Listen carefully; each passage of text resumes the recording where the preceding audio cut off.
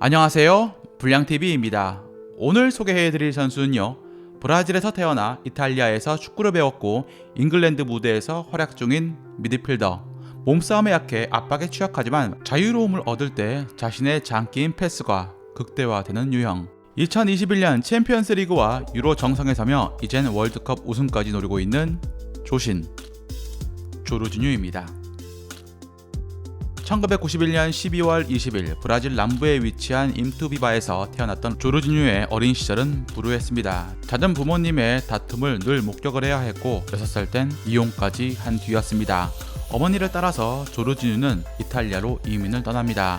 홀로 아들 조르지뉴를 키워야 했던 어머니는 식당 종업원 일을 하며 돈을 벌었습니다. 가난했던 탓에 조르지뉴에게 가장 싸게 놀 수 있는 방법이 공을 차는 것이었습니다. 장난감도 게임기도 필요 없었죠. 오로지 축구공만 있으면 가능했으니까 말입니다. 아들을 매우 예뻐했던 어머니의 희생정신으로 조르지뉴는 축구학교를 다닐 수가 있게 됩니다.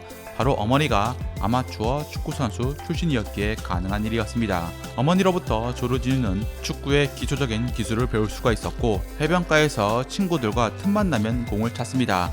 그리고 기회가 찾아옵니다.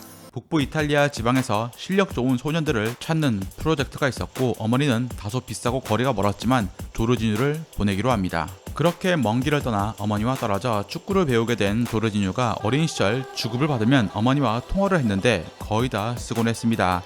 조르지뉴가 베로나와 정식 계약을 하는 데는 그리 오랜 시간이 걸리지 않았습니다. 잠재적 재능을 기대했던 베로나의 기대에 부응한 조르지뉴는 팀을 세리에 A에 승격하는 데 공헌합니다. 베로나 시절 조르지뉴는 루카 토니를 필두로 베로나 돌풍의 주역 중 한 명으로 인정받았습니다. 이때 그를 눈여겨본 나폴리의 라파엘 베니테즈의 부름을 받고 이적하게 됩니다. 공교롭게도 조르지뉴가 나폴리에서 성장을 하게 된 건 베니테즈가 아니라 사리 감독의 지도를 받으면서부터였습니다. 재능은 알아봤지만 조르지뉴를 활용할 줄 몰랐던 베니테즈와 사리 감독의 차이였습니다. 사리는 조르지뉴가 판단력이 매우 빠른 선수라고 생각했고 이는 특별한 능력이라고 봤습니다.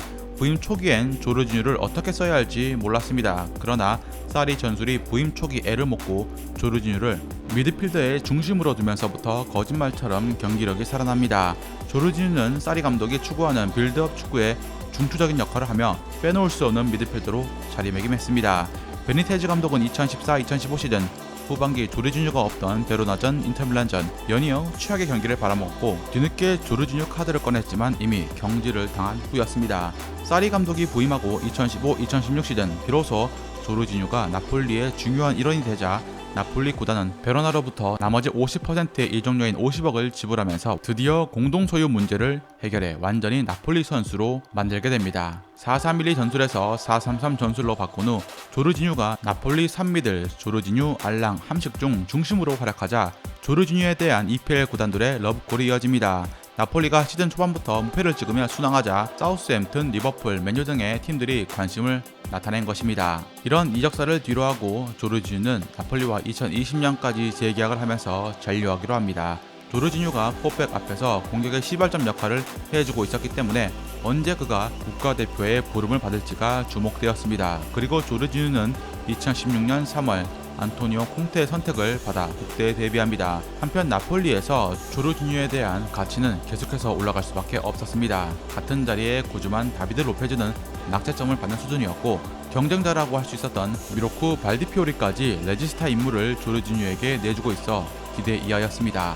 2016-2017 시즌 조르지뉴는 리그에서 공을 가장 많이 만지고 동료들에게 끊임없이 전달하는 달인의 경지에 오릅니다. 이미 한 해 전에 한 경기 최다 골터치 기록을 세웠던 그가 경기에 나설 때마다 최다 패스 횟수와 성공률을 기록한 것입니다. 나폴리 자체가 워낙 패스를 많이 돌리던 팀이라 영향이 큰 부분도 있었죠. 잠시 아마도 디아와라가 조르지뉴의 자리를 위협한 적이 있었습니다.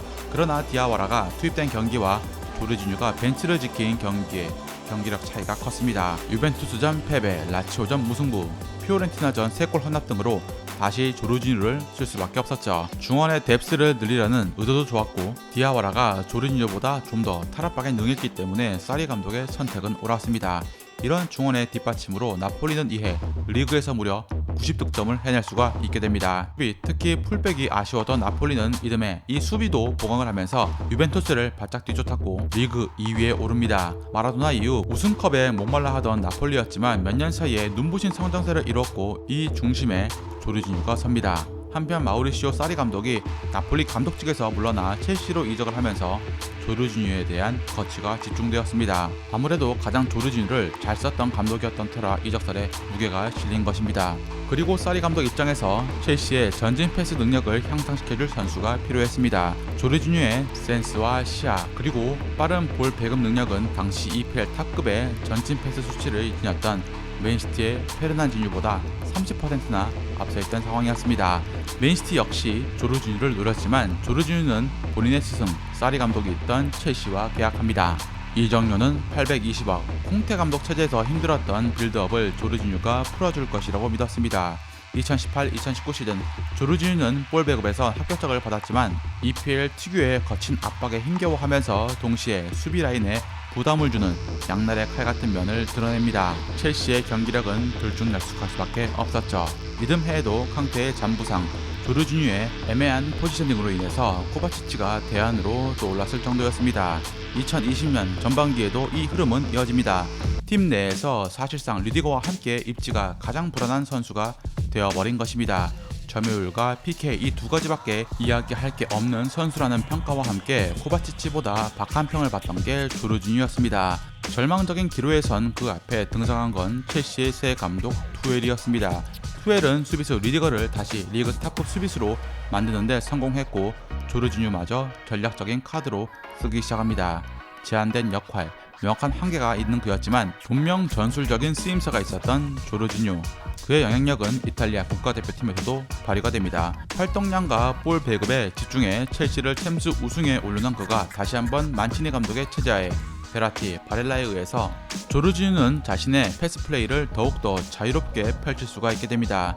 유로 대회 가장 많은 활동량과 가장 많은 인터셉트로 이탈리아의 촘촘한 중원 압박의 핵심 같은 선수가 되었습니다. 2021년 올해 최고의 유럽 선수에 선정이 되자 많은 축구 팬들은 역대급 수상이라며 의아함을 표출했습니다. 스탯 숫자상으로는 상위권에 올라와 있지만 과연 경기 내용면으로 그가 유럽 최고의 선수에 어울릴 만하냐라는 게 의문점이었습니다. 그리고 이후 조르지뉴는 2021 발롱도르 후보 30인에 오릅니다.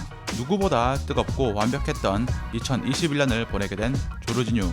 장단점이 있는 선수가 누가 어떻게 쓰냐에 따라서 극과 극으로 달라질 수 있는 선수가 바로 조르지뉴가 아닐까요? 즐겁게 보셨다면 구독과 좋아요 클릭을 부탁드립니다.